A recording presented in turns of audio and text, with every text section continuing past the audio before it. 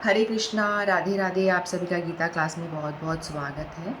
ओम अज्ञानतिमिरन्धस्य ज्ञानाञ्जनशलाकया चक्षुरुन्मीलितं येन तस्मै श्रीगुरुवे नमः। गुरुवे गौरचन्द्राय राधिकायै सदालये कृष्णाय कृष्णभक्ताय तद्भक्ताय नमो नमः।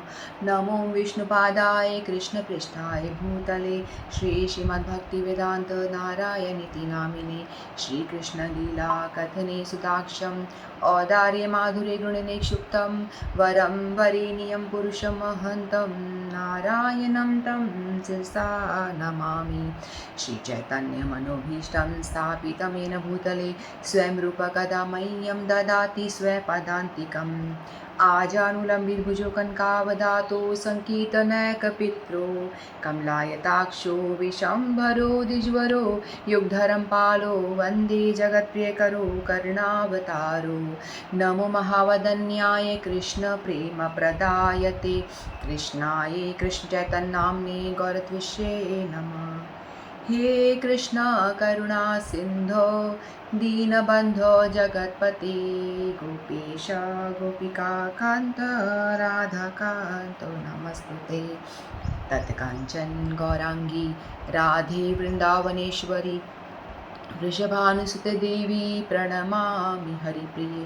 वाञ्छाकल्पतरुभ्यश्च कृपासिन्धुभ्येव च पतितानां पावनेभ्यो वैष्णवेभ्यो नमो नमः। हरे कृष्ण कृष्ण कृष्ण हरे हरे, हरे राम राम राम हरे हरे। हरे कृष्ण कृष्ण कृष्ण हरे हरे, हरे राम राम राम हरे हरे। जय जय श्री राधे श्याम। हरे कृष्णा। तो हम सभी श्रीमद् भगवद गीता का अध्ययन कर रहे हैं और हम तीसरे अध्याय में हैं। तीसरे अध्याय के हमने 19 श्लोक तक पूरे कर लिए थे। आज हम 20th श्लोक लेंगे। तो 19 श्लोक में भगवान अर्जुन को बता रहे थे कि आप कर्म योग का पालन करें, कर्म योग का पालन करें। और भगवान बता रहे थे कर्म योग में निष्काम कर्म योग यानी आसक्ति रहित कर्म करने के विषय में भगवान कह रहे थे। भगवत अर्पित निष्काम कर्म करने के बारे में भगवान बता रहे थे। तो अर्जुन के मन में जिज्ञासा हुई। पहले तो अर्जुन बार बार कहते कि फिर मैं नहीं करना, मुझे युद्ध नहीं करना, इस तरह से अर्जुन जी बार बार बोले जा रहे थे ना। तो भगवान ने कहा कि तुम्हारी स्थिति अभी वो आत्माराम, वो आत्म काम वाली स्थिति नहीं हुई है कि आप स्वरूप सिद्ध व्यक्ति नहीं बने हो। तो आपको तो अपना कर्म करना पड़ेगा, क्योंकि आपकी स्थिति अभी इतनी उच्च नहीं हुई है जैसे कि आप हमेशा भगवान में रमन कर पाओ, उतनी नहीं हुई है। तो आप अभी कर्म करो, आप क्षत्रिय हो, आपको युद्ध करना पड़ेगा। तो अर्जुन पूछ रहे हैं भगवान से कि आपने बताया कि कर्म योग करना है, इस तरह से हम भगवत प्राप्ति कर सकते हैं। तो क्या कोई ऐसे एग्जाम्पल है जिसको कि हम फॉलो कर सके, हमें लगे कि हाँ कोई तो ऐसे लोग हैं जिन्होंने ये मार्ग पे चल करके कर्म योग को करके भगवान की प्राप्ति करी हो? क्या कोई ऐसे एग्जाम्पल है? हम ऐसा होता है ना कि हम उदाहरण देखते हैं कि हाँ इस व्यक्ति ने ऐसा करा था तो हमें वैसा फल मिल सकता है। यदि इस व्यक्ति को अचीव कर सकता है कोई गोल, तो हम भी कर सकते हैं। हम ऐसा होता है ना, रोल मॉडल हमारा, कि उसको देखकर हम उसको फॉलो करते हैं कि उसने ऐसा करा तो हम भी उसको फॉलो कर सकते हैं, उस रास्ते पे हम भी जा सकते हैं। तो अर्जुन पूछ रहे हैं भगवान से कि बताइए कि कोई ऐसा है जिसने कि इसको फॉलो, कर्मयोग को फॉलो करा है और उसने भगवत प्राप्ति करी हो? तो भगवान यहाँ बता रहे हैं। तो हम श्लोक लेते हैं। कर्मणे हि संसिद्धिम् आस्थिता जनकादयः लोकसंग्रहमेवापि संपश्यन् कर्तुमर्हसि। तो भगवान यहाँ कह रहे हैं, जनक जैसे राजाओं ने केवल नियत कर्मों को करने से ही सिद्धि प्राप्त की, अतः सामान्य जनों को शिक्षित करने की दृष्टि से तुम्हें कर्म करना चाहिए। तो भगवान यहाँ बता रहे हैं कि जनक जैसे राजा थे जो स्वरूप सिद्ध थे, यानी वो भगवत ऑलरेडी भगवान उनके हृदय में वास करते थे, ऑलरेडी भगवान से वो अटैच थे, उनके पास बहुत ज्ञान था, उनको पता था कि किस तरह से इस जीवन में हमें रहना चाहिए। तो कैसे करना चाहिए? भगवत अर्पित, भगवान को हर जो भी हम काम कर रहे हैं उसको हम भगवान को ऑफ़र कर दें, भगवान को अर्पित कर दें। निष्काम कर्म उसे कहते हैं कि भगवान को हम बार बार डिस्कस कर रहे हैं ना इस चीज़ के, ताकि हमारे अच्छी तरह समझ में आ जाए। तो भगवान यहाँ बता रहे हैं कि यदि आप कोई कर्म कर रहे हो तो इसलिए भी कर रहे हो ताकि लोगों को शिक्षा देने के लिए, लोक शिक्षण के लिए, टू सेट एन एग्जाम्पल कि किस तरह से काम हमें करना चाहिए। तो कर्मयोग का आचरण पहले किसने किया? जनक महाराज ने किया, अम्बरीश महाराज ने किया। हमने कई दफ़ा इनकी चर्चा करी, अम्बरीश महाराज की कई बार कथा भी करी हमने ना। और प्रहलाद महाराज ने किया। प्रहलाद महाराज ने छोटी सी अवस्था में जब 5 साल के थे तो उन्होंने भगवान का भजन किया था जंगल में जा कर के। फिर उनको भगवान की प्राप्ति होती है, फिर भगवान उनको आशीर्वाद देते हैं। फिर उन्होंने कई हज़ारों साल उन्होंने राज्य किया, उन्होंने राजा की तरह उन्होंने राज्य भी किया था। तो प्रहलाद महाराज, जनक महाराज, अम्बरीश महाराज, पांडव लोग भी तो भगवान पे समर्पित थे ना, भगवान को ही सब कुछ मानते थे, भगवान पे पूरी तरह से आश्रित थे और वो भगवत भक्ति कर रहे थे। एक बार ऐसा होता है कि पांडव को भीष्म पितामह ने कहा था कि जब अर्जुन ने उन्होंने कहा कि देखो तुम तो हो पार्शल हो, दुर्योधन ने अर्जुन को बोला कि तुम पार्शल हो, तुम्हारी पांडवों के प्रति विशेष प्रीति है, तुम उनको विशेष, अर्जुन उनका हमेशा से शिष्य रहा है, प्रिय शिष्य रहा है। तो उन्होंने कहा कि तुम तो पांडवों के प्रति पार्शल हो, तुम इसलिए उनको मार नहीं रहे हो, तुम उनको मारना नहीं चाहते हो। तो जो भीष्म पितामह उनको बहुत क्रोध आता है, कहते कि ठीक है, तुम मुझे इस तरह से लांछन लगा रहे हो तो मैं ऐसा करता हूँ, अगला सूर्य उदय से पहले मैं, मतलब अगले दिन जो है मैं उनको पांडवों को मार दूंगा, इस तरह से। तो फिर भगवान सुनते हैं, अरे भाई ये तो बहुत ही गड़बड़ हो जाएगी। तो भगवान जाते हैं उनके पास में, अर्जुन के पास में जाके बोलते हैं कि अरे तू सो रहा है, उठ। तो बोलते हैं क्या हुआ? तो बोलते हैं अरे तू सो रहा है, तुझे पता है भगवान ने, भीष्म पितामह ने क्या प्रण लिया है? वो कहते हैं कि मैं उनको कल मार दूंगा सबको युद्ध में। तो भगवान कहते हैं कि अरे तो मेरी चिंता नहीं है, हम तुम पे आश्रित हैं, हम तो पूरा भार तुम पे ढोल रहे हैं, तो हम क्यों चिंता करें? तुम करो ना चिंता, मुझे कोई चिंता करने की ज़रूरत नहीं, हमें सोने दो आराम से, कल युद्ध करना है, सोने दो हमको आराम से। तो अर्जुन निश्चित होकर फिर सो जाता है। तो भगवान बोलते कैसा व्यक्ति है, मैं बता रहा हूँ कि तुझे मारने वाले। तो भगवान कह रहे कि मैं चिंता नहीं ले रहा, मेरी चिंता आप कर रहे हो ना, भगवान हो, आप कर रहे हो, तो मुझे क्या ज़रूरत है चिंता करने की। तो इस तरह से भगवान चिंता करते हैं अपने भक्तों की, जो पूरी तरह से भगवान पर आश्रित रहते हैं भगवान उसकी पूरी बोझ, उनकी चिंता, प्रॉब्लम सारी खुद अपने सर ले लेते हैं। तो भगवान को टेंशन हो रही है किस तरह से मैं इनको बचाऊं, क्या करूं, किस तरह से इनको बचाऊं। तो फिर वो क्या करते हैं, जो कथा अलग हो गई है, खैर कोई बात नहीं।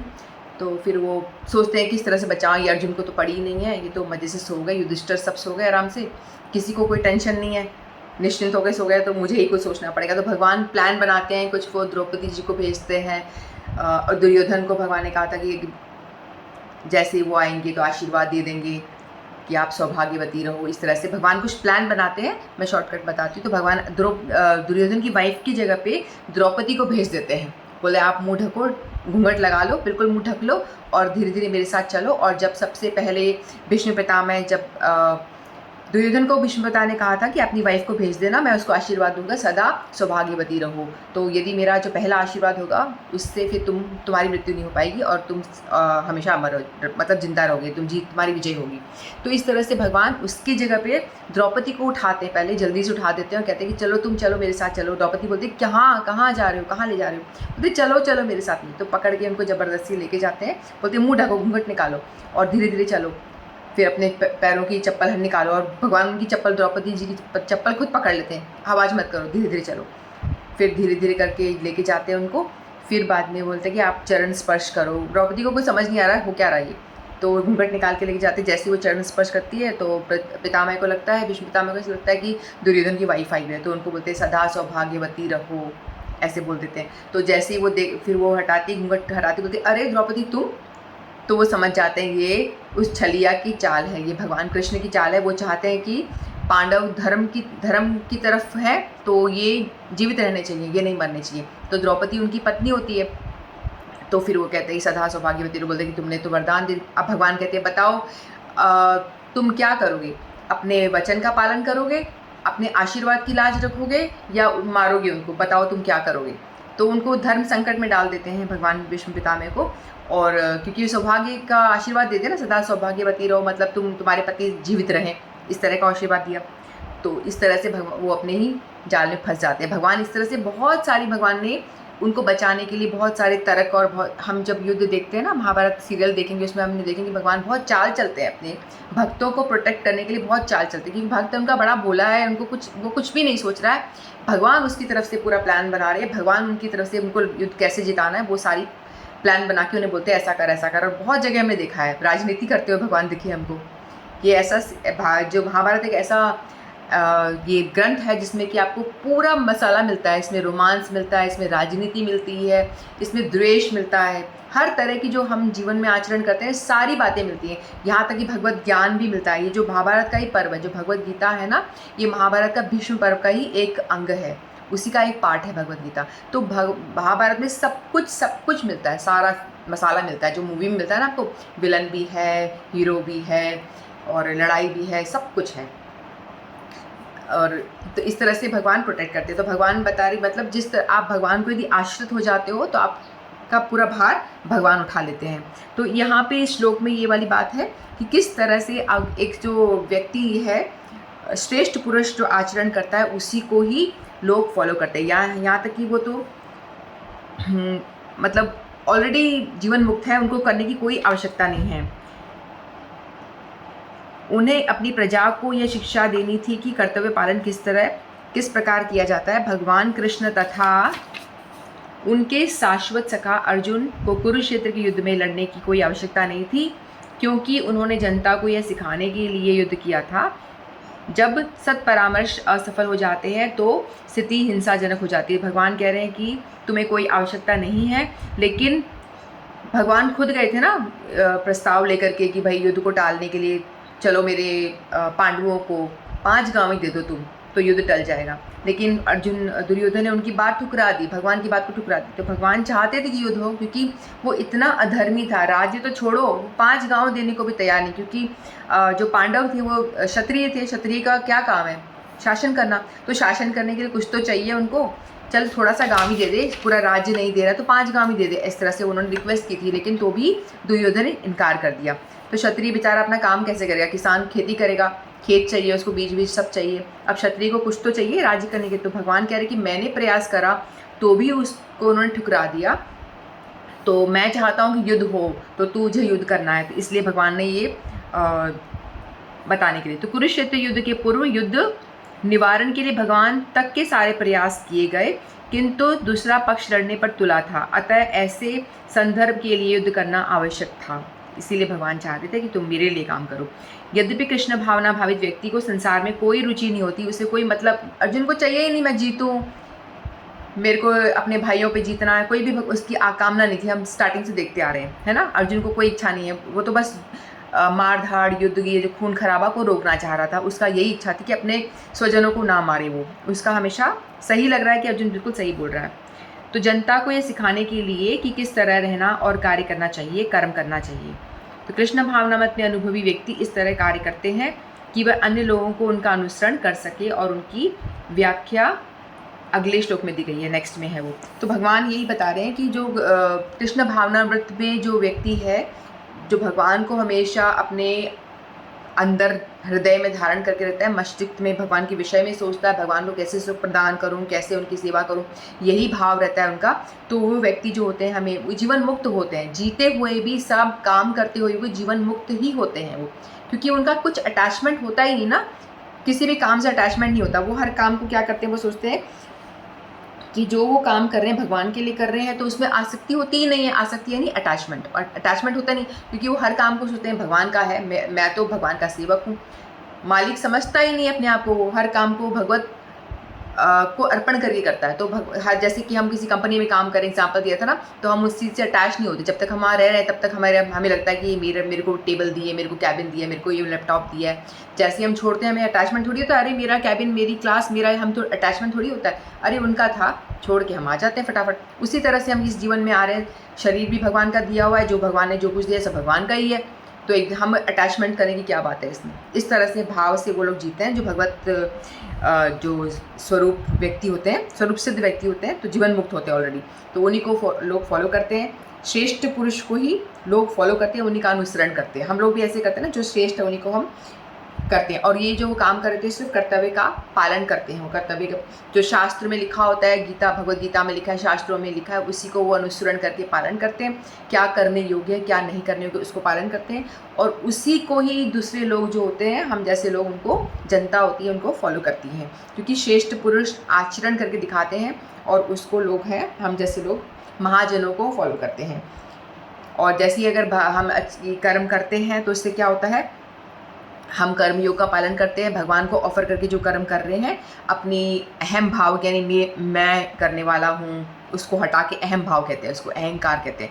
मैंने किया, मैं कमा रहा हूँ, ये जो अहंकार है ना, अहम भाव उसको बोलते हैं, उसको हटा के कर्म करते हैं। तो उससे क्या होता है, हमारा चित्त शुद्ध होता है, चित्त की, हमारी हृदय की शुद्धि होती है। उससे क्या होता है, चित्त शुद्ध होगा तो अपने आप से हमें ज्ञान प्राप्त हो जाएगा, और ज्ञान अपने आप ही प्रकाशित होना शुरू हो जाएगा, हृदय शुद्ध होगा तो इस तरह से हमारे हृदय में बहुत सारे आवरण है ना, बहुत सारे धूल मट्टी जमी हुई है, क्रोध, माया, मोह माया, ये सब, इस अहंकार। तो जैसे जैसे हम भगवत अर्पित कर्म करते जाएंगे, भगवान के लिए सब कुछ करना यानी, तो उससे हमारा चित्त हृदय धीरे धीरे साफ होगा तो हमें अपनी आत्मा में अपने आप को देख पाएंगे कि हम क्या हैं, फिर हमें समझ में आएगा। वैसे हम जो है बिल्कुल शुद्ध है, हम सभी लोग जो है ना, सबके अंदर भक्ति है, सबके अंदर है, क्योंकि सब भगवान के ही बनाए हुए हैं, सबके अंदर भक्ति है और सभी लोग के अंदर। लेकिन हम इस दुनिया में आकर के हम मटेरियल अटैचमेंट हो गया हमारा, इस दुनिया में हमारा जन्म हुआ तो हमारा क्या हो गया, मटेरियल अटैचमेंट हो गया। मटेरियल अटैचमेंट होने से क्या होगा, हमारा धीरे धीरे हम सारे क्या हो गए, हमारे अंदर चित्त के ऊपर लेयर, जो अशुद्धि की लेयर हो गई, हमारा हृदय अशुद्ध हो गया, और इसलिए हम भगवान को देख नहीं पाते, हम भगवान को महसूस नहीं कर पाते। लेकिन जैसे जैसे हम भगवत अर्पित कर्म करेंगे, हर काम भगवान को ऑफर करते हुए करेंगे, नौकरी भी भगवान को ऑफर कर दिया, अपने आप को ऑफर कर दिया, कोई भी काम, खाना बनाया उसको ऑफर कर दिया, सफाई करी वो भी भगवान के मंदिर साफ कर, हर चीज़ को भगवान को ऑफर कर देंगे, तो उससे क्या होगा, धीरे धीरे हमारे हृदय साफ होगा। फिर हमारा जो स्वरूप है, हम अपने आप को जान पाएंगे, अरे तो भगवान से अटैचमेंट होता जाएगा हमारा धीरे। जिस लेवल में आप काम करते जाओगे, भगवान को ऑफर करते जाओगे चीज़ें, उसी लेवल में आपकी भक्ति स्ट्रांग होती जाएगी, उसी प्रोपोर्शन में। तो इसीलिए भगवान कह रहे हैं कि ऐसे बहुत सारे लोग हैं जिन्होंने भगवत अर्पित कर्म करे हैं, और इससे हम भगवान को प्राप्त कर सकते हैं। इस संसार में रह करके काम करते हुए ही हम भगवान को प्राप्त कर सकते हैं। तो इस तरह भगवान ने बताया अर्जुन को। तो आज हमने 20th श्लोक पूरा करा। इसमें एक छोटी सी कथा और है जो बताती हूँ मैं। एक बार गांधी जी के पास में एक लेडी आई, उसने बोला कि मेरा बेटा बहुत ज़्यादा गुड़ खाता है, बहुत गुड़ खाता है, तो इससे प्लीज़ आप कहो कि गुड़ ना खाए, क्योंकि कोई श्रेष्ठ पुरुष कहता है तो हम उसकी बातों को मानते हैं। कोई हमारे गुरुजन कुछ भी हम कहते हैं तो हम कहेंगे, एज अ मदर कहेंगे तो हमारी बात नहीं मानेंगे। लेकिन कोई व्यक्ति, कोई महाजन कहेगा, कोई गुरुदेव कहेंगे या कोई कहेगा, तो उसकी बात को हमको मानते हैं कि उसने कहा है तो कुछ बात है। माँ तो ऐसे ही बड़बड़ करती रहती है, नहीं मानते हम। तो फिर माँ ने ऐसे बोला, तो गांधी जी ने बोला एक काम करो, आप 1 महीने बाद आना। तो वो लेडी 1 महीने के बाद में अपने बच्चे को लेके जाती है। तो गांधी जी कहते हैं, बेटा गुड़ मत खाया करो, ज़्यादा गुड़ खाओगे तो दांत खराब हो जाएंगे, गुड़ मत खाना, ठीक है, जाओ। तो माँ ने बोला, तुमने कौन सी ट्रिक लगाई है, मैं तो ये बात तो तुम उसी दिन कह देते, आज तुमने क्यों कही, इतने दिन बाद क्यों कही, 1 महीने के बाद टाइम क्यों लिया, आपने तो कुछ भी ऐसा काम नहीं करा, ये एक छोटा सा सेंटेंस बोला, पहले ही बोल देते। तो कहता है, महात्मा गांधी कहते हैं, अरे मैं वो कैसे कह दूँ जो मैं खुद नहीं करता, क्योंकि मैं खुद इतना गुड़ खाता था, जब मुझे तुमने बताया तो मुझे भी लगा हाँ गलत है, इतना नहीं खाना चाहिए। तो मैंने अपने आप को पहले कंट्रोल करा, अपने आचरण में बात लाई कि मुझे गुड़ नहीं खाना है, तो मैंने अपने आप को करेक्ट करा। उसके बाद ही तो मैं किसी को बोलने के योग्य हूँ ना। जब मैं खुद ही नहीं कर रहा हूँ तो किसी को क्या बोलूँ। तो हमें इस तरह से जो महान पुरुष होते हैं अपना आचरण करके दिखाते हैं। हम यदि किसी को बोल रहे हैं ऐसा मत कर, ऐसा मत कर, बच्चों को ही, तो बच्चे फॉलो नहीं करेंगे। बच्चे देख रहे हैं कि मेरी माँ या मेरे बाप या मेरे से जो बड़े गुरु लोग क्या कर रहे हैं, वही चीज़ वो फॉलो करेंगे। हम बोलेंगे बेटा झूठ नहीं बोलना, झूठ नहीं बोलना, और हम बोलेंगे फ़ोन आ रहा है तो किसका फ़ोन है, उस अंकल का, अरे अंकल को बोल दो पैसे मांगेंगे मुझसे, उनको कह दो कि पापा घर पे नहीं है। तो बच्चा देख रहा है कि झूठ बोल रहा है। झूठ बोलना, हम क्या अपने आचरण से बच्चे को झूठ बोलना सिखा रहे हैं। तो यदि हम जो चाहते हैं हमारा बच्चा वो करे, तो हम वो चीज़ करें। हम करेंगे तो बच्चे को हमें बोलना नहीं पड़ेगा ये कर, ऑटोमेटिकली बच्चा करेगा, क्योंकि वो देख रहा है, आचरण देख रहा है, देख देख के ही सीखते हैं बच्चे या कोई भी। बड़े महाजन को देख के जनता सीखती है, राजा को देख के जनता सीखती है, जो हमसे ऑफिस में जो बॉस होते हैं उनको देख करके नीचे एम्प्लॉय सीखते हैं। तो जो बड़े जो होते हैं, जो आदर्श प्रस्तुत करते हैं, उनको देख करके छोटे वाले जो उनको फॉलो करने वाले सीखते हैं। तो हमें अपने आचरण को घर में भी अच्छा करें, जिससे कि हमारे बच्चे हमको देख के कुछ सीख पाएँ। तो ये हमारा 20 श्लोक है, तो इसको हम अब आज पूर्ण हुआ। तो अब